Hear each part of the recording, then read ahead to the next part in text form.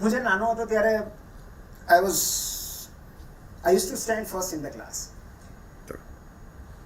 મારા અચીવમેન્ટ્સ મને એવું હતું કે લોકો એની પ્રશંસા કરે, લોકો તાળીઓ પાડે, લોકો વખાણ કરે, પણ એવું દર વખતે બનતું નહીં. ક્યારેક તો ઊંધી પ્રતિક્રિયા આવતી. અને ત્યારે દર વખતે મને યાદ છે, હું મમ્મી પાસે જતો અને હું કહેતો કે મમ્મી આ સફળતા પછી તો મુશ્કેલી વધી ગઈ.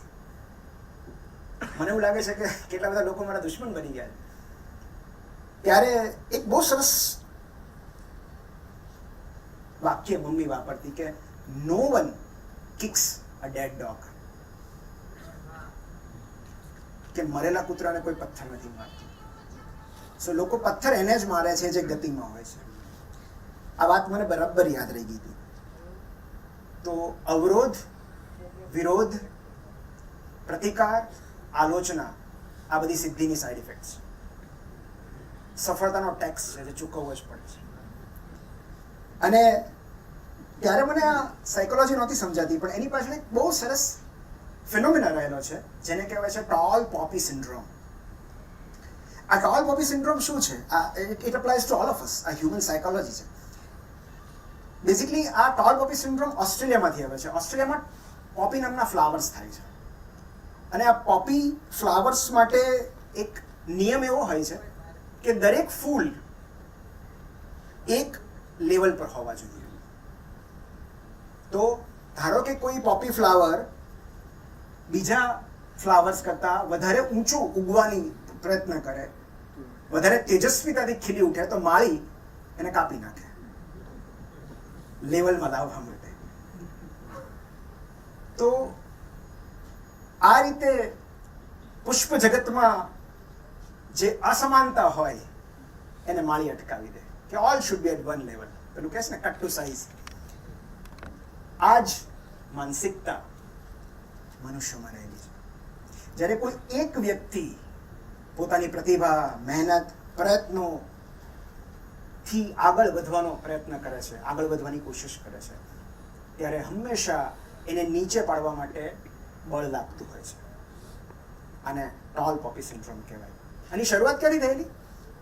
આનો સૌ પ્રથમ ઉલ્લેખ ગ્રીક પુસ્તકોમાં છે. હેરોડોટસ નામના લેખકે કર્યો છે કે જ્યારે એક વખત એવું થયું કે ગ્રીક રાજ્યમાં એક રાજકીય સંકટ આવ્યું, જ્યારે ગ્રીક સમ્રાટ હતા ત્યારે.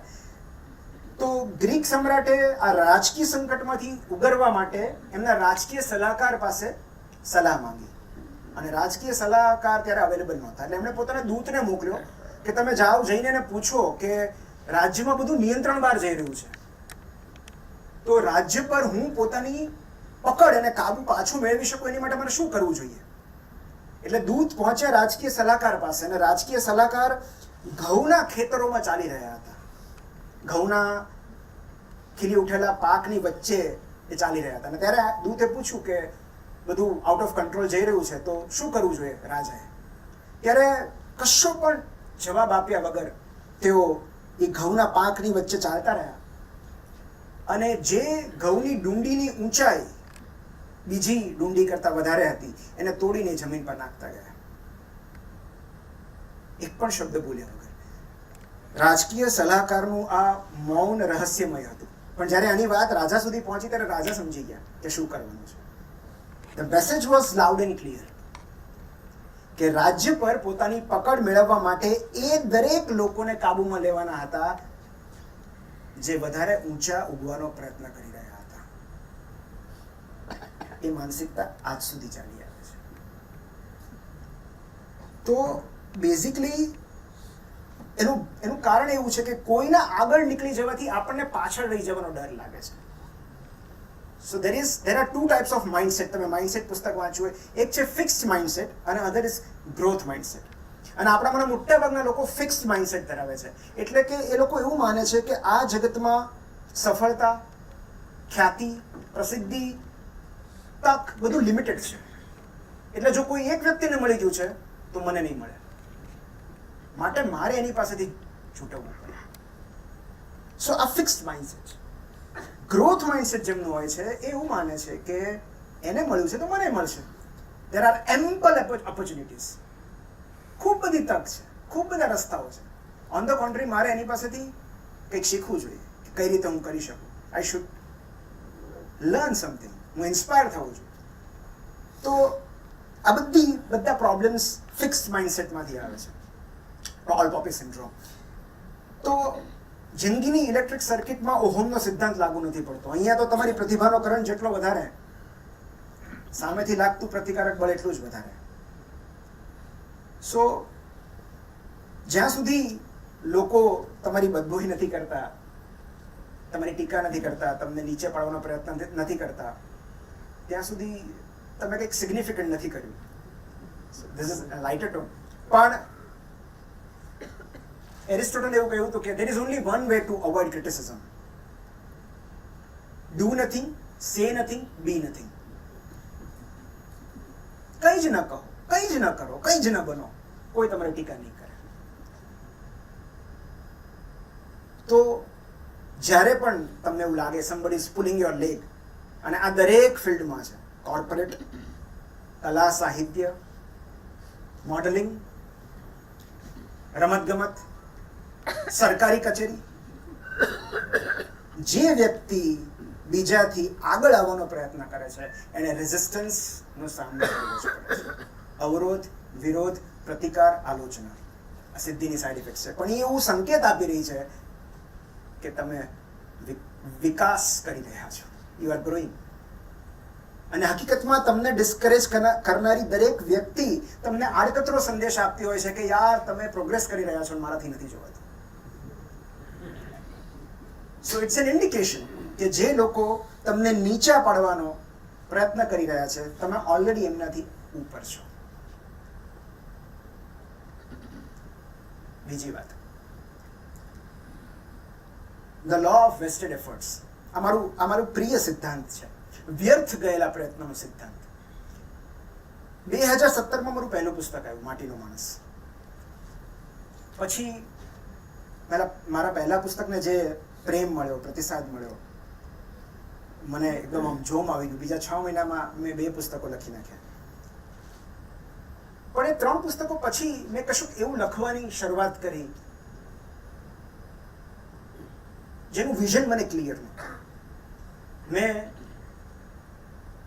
એવું વિચાર્યું કે હું કૃષ્ણની આત્મકથા લખું, કે મિલેનિયલના કૃષ્ણ હોય, કે અત્યારે 2000માં જન્મેલા કૃષ્ણ, એના 20sમાં પહોંચેલા કૃષ્ણ, જો પોતાના એ જમાનાની વાતો કરે, એ સમયની વાતો કરે, તો કેવી રીતે વાત કરે. તો ખૂબ બધું રિસર્ચ કર્યું, ખૂબ બધા પુસ્તકો વાંચ્યા, રાતે ઉજાગરા કર્યા, સવારે વહેલા ઉઠીને મેં પુસ્તક પૂરું કર્યું. 250 પાના લખ્યા. અને એ 250 પાના લખાઈ ગયા પછી મેં જ્યારે પુસ્તક વાંચ્યું, મને જ ન ગમ્યું. મને એમ થયું કે કૃષ્ણ આવી રીતે વાત ન કરે, આ પુસ્તક મજા નથી આવતી. પછી મેં 2-3 મિત્રોને વંચાવ્યું અને અલ્ટિમેટલી ફાઇનલી મેં એવો નિર્ણય લીધો કે આ પુસ્તક હું પ્રકાશિત નહીં કરું. સો મેં ડમ્પ કરી દીધું. 250 પાના, 6-8 મહિનાની મહેનત, અને એ 250 પાના મેં અભરાય તો ચડાવી દીધા. અને બીજા 15-20 દિવસ પછી મેં મારી પહેલી નવલકથા લખવાની શરૂઆત કરી, ક્રોમોસોમ 101. 9 મહિના એ મને લખતા થયા. અને 9 મહિના પછી જ્યારે હજુ તો એ નવલકથા મારી પૂરી થઈ, મેં હજી પ્રકાશક પાસે પણ નહોતી મોકલી, ત્યારે મને ભાસ્કરમાંથી ફોન આવ્યો કે તમારે કોલમ લખવાની છે. રેટ્રોસ્પેક્ટિવલી મારા 2 અપ્રકાશિત પુસ્તકો મને કોલમ સુધી લઈ ગયા. અને તો એનો મતલબ એમ કે આ જેટલી કંઈ મેં મહેનત કરી હતી એ બધી વ્યર્થ ગઈ નહીં. એની પાછળ એક સિદ્ધાંત રહેલો છે જેને કહેવાય વ્યર્થ ગયેલા પ્રયત્નોનો સિદ્ધાંત, the law of wasted efforts. સિંહ જ્યારે શિકાર કરે છે ત્યારે એ ખાલી 25% જ સફળ થાય છે. સો 4માંથી 3 વાર એવું બને છે કે એના હાથમાંથી શિકાર છટકી જાય છે. એ તરાપ મારે પહેલા હરણ નીકળી ગયું હોય છે. પણ એનાથી સિંહ શિકાર કરવો નથી છોડતો. એનું કારણ માત્ર ભૂખ નથી, એનું કારણ એ છે કે આપણી કરતા પ્રકૃતિના દરેક જીવો આ ધ લો ઓફ વેસ્ટેડ એફર્ટ્સને બહુ સારી રીતે સમજે છે. અને આ વૈજ્ઞાનિક રીતે પણ સંશોધન થયેલું છે કે માછલીના અડધાથી મોટા ભાગના ઈંડા ખવાઈ જાય છે, બગડી જાય છે. તમે જુઓ, ગલુડિયા 5-6 હોય, એમાંથી 3-4 તો કચરાઈને મરી જાય, બીજું કૂતરું આવીને ખાઈ જાય. કેટલા ફળ બગડી જાય છે, કેટલા ફૂલ નથી ખીલતા, કરમાઈ જાય છે વહેલા. તો the law of wasted efforts બધે લાગુ પડે છે. આપણે જે કાંઈ પ્રયત્નો કર્યા છે એમાંથી 10માંથી 9 કદાચ નિષ્ફળ જશે, પણ જો કુહાડીના છેલ્લા ઘાએ ઝાડ પડતું હોય તો એનો અર્થ એમ નથી કે બાકીના ઘા વ્યર્થ ગયા છે. તો આ વાત મારા માનસ પર બાળપણથી ઇમ્બાઇબ થયેલી છે કે કરેલી મહેનત ક્યારેય એળે નથી જતી. તમે રસ્તામાંથી એક પથ્થરો ઉઠાવીને સાઈડ પર મૂક્યો હશે ને, તો એ પણ ક્યારેક કામ લાગશે, એક નહીં તો બીજા સ્વરૂપમાં. કારણ કે જે એફર્ટ્સ છે એની એક્યુમ્યુલેટેડ ઇફેક્ટ તમને મળતી હોય છે over a period of time. એક નવલ રવિકાંતની બહુ સરસ બુક છે, એલ્મેનેક ઓફ નવલ રવિકાંત, જેમાં એમણે સક્સેસનો એક ગ્રાફ બતાવ્યો છે કે તમારા એફર્ટ શરૂ થાય છે, so efforts no success no and then suddenly this. So a accumulated effect છે. આપણે કોઈ પ્રયત્ન કરીએ છીએ આજે, કાલે, પરમ દિવસે, સો એક એવો પ્લેટુ ફેઝ આવશે કે જ્યાં ખૂબ લાંબા સમય સુધી આપણને કોઈ જ રિઝલ્ટ નહીં દેખાય, પણ જ્યારે એ ઇફેક્ટ કમ્પાઉન્ડ ઇફેક્ટ થશે ત્યારે આપણને રિઝલ્ટ દેખાશે. So that is the law of wasted efforts કે નિષ્ફળતા મળ્યા પછી પણ અથવા ઈચ્છિત પરિણામ ન મળ્યા પછી પણ પૂરા ઉત્સાહ અને ઉર્જા સાથે મહેનત કરતા રહેવાનું, એ જે માનસિકતા છે એ જ કદાચ સફળતા છે.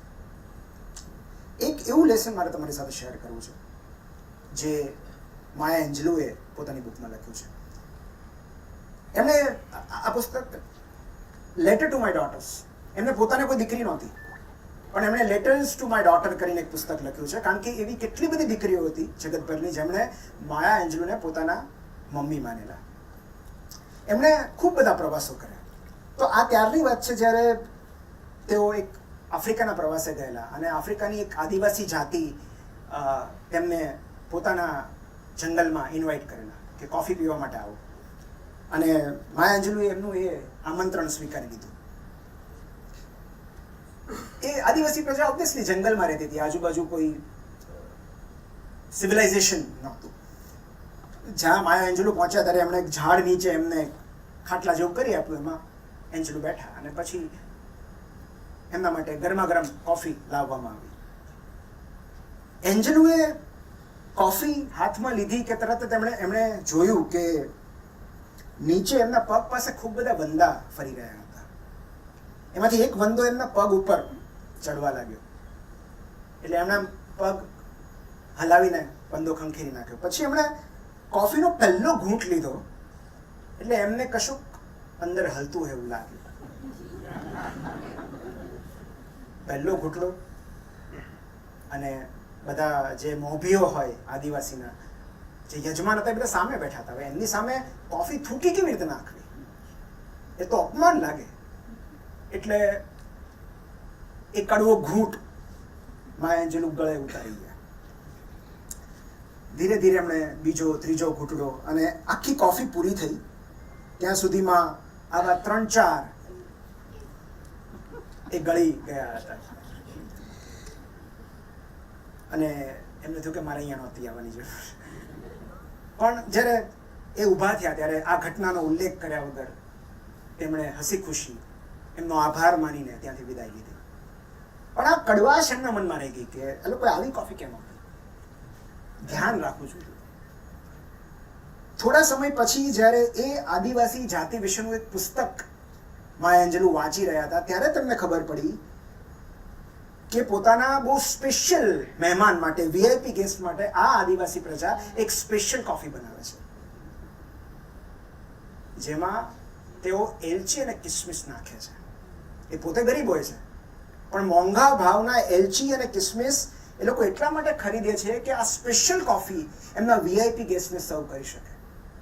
અને ત્યારે એન્જલોને સમજાયું કે જે વંદો સમજીને ગળી ગયા હતા, એકચ્યુઅલી એ કિસમિસ ઘેલાઈજી હતી. અને આ ઘટનાનો ઉલ્લેખ કરીને એમણે લખ્યું છે કે બેટા લોકોની નિયત પર ક્યારે શંકા ન કરતી. ત્યારે એમને એ વાતનો એટલો બધો આનંદ થયો કે એમણે આની ફરિયાદ ન કરી. ત્યારે કોફી થૂકી ન નાખી. જો એ કોફી થૂકી નાખી હોત તો એમણે એવું લખ્યું છે કે હું મારી જાતને ક્યારેય માફ ન કરી શકત. તો આપણી આસપાસની પરિસ્થિતિ આપણી માન્યતાને કેવી તોડી મરોડી નાખે છે એની વાત એમણે કરેલી છે કે બેટા અજાણ્યા પાસેથી ચોકલેટ નહીં લેવાની. તો એની સામે એક આ પણ વિચાર છે કે બેટા લોકોની નિયત પર ક્યારે શંકા ન કરતી. તો આપણું આખું જીવન શ્રદ્ધા અને શંકા વચ્ચેની બેલેન્સિંગ એક્ટ છે. આપણે કઈ બાજુ પલડું નમાવીએ છીએ. કારણ કે જ્યાં સુધી આપણે આપણી આસપાસના લોકોને શંકાની નજરેથી જોયા કરશું ત્યાં સુધી મને નથી લાગતું કે આપણે કોઈની નજીક જઈ શકશું. તો ક્યારેક વહાલું બનવા માટે થોડું વહાલ આપવું પણ જરૂરી છે. કોઈના વહાલા બનવાની શરત જ એ છે કે થોડું વહાલ આપણે આપવું પડે છે. એમની વિશેના પૂર્વગ્રહો આપણે તોડવા પડે છે. તો લોકોની નિયત પર ક્યારે શંકા ન કરતી